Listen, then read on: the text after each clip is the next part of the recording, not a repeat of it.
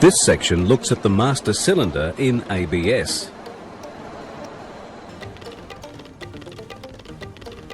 The master cylinder is connected to the brake pedal via a push rod. The ABS master cylinder is similar to the tandem master cylinder used in divided systems. It has a primary piston and a secondary piston. The secondary piston incorporates a center valve. This controls the opening and closing of a supply port drilling in the piston. At rest, the supply port is open and connects the reservoir with the front brake circuits. The primary piston still has an inlet port and a compensating port.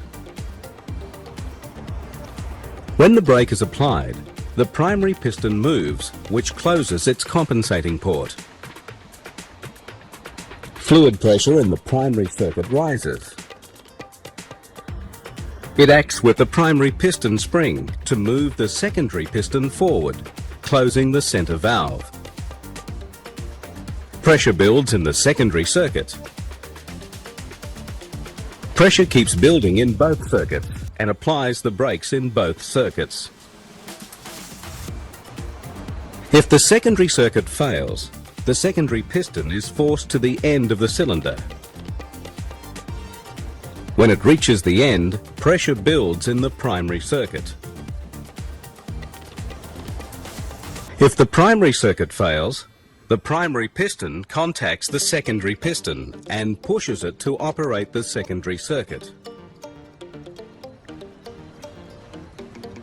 In normal operation, when the pedal is released, the springs in the master cylinder push the pistons back more quickly than the fluid can flow back from the wheel brake units.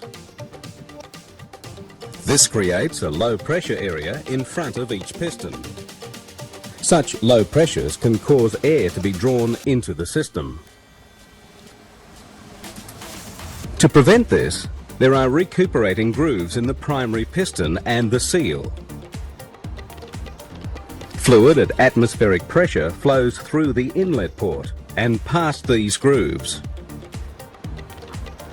When the primary piston is returned fully, any extra fluid coming back from the brake units displaces fluid into the reservoir through the compensating port. In the secondary circuit, fluid also at atmospheric pressure is forced back into the inlet port. The inlet port connects with the supply port drilling in the piston. Any difference in pressure lifts the center valve from its seat and lets fluid enter the chamber ahead of the secondary seal and prevents low pressures developing. When the piston has returned to the rest position, the seal is pulled off its seat by the action of the link and spring.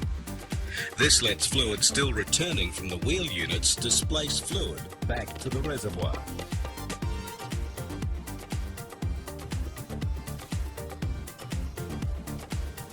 If braking conditions are such that the hydraulic modulator must return brake fluid to the master cylinder, then for the front brake circuits, fluid is returned to the front section.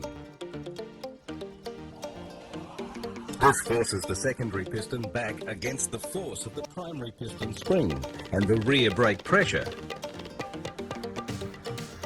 If enough fluid returns, the center valve opens and allows fluid to return to the reservoir.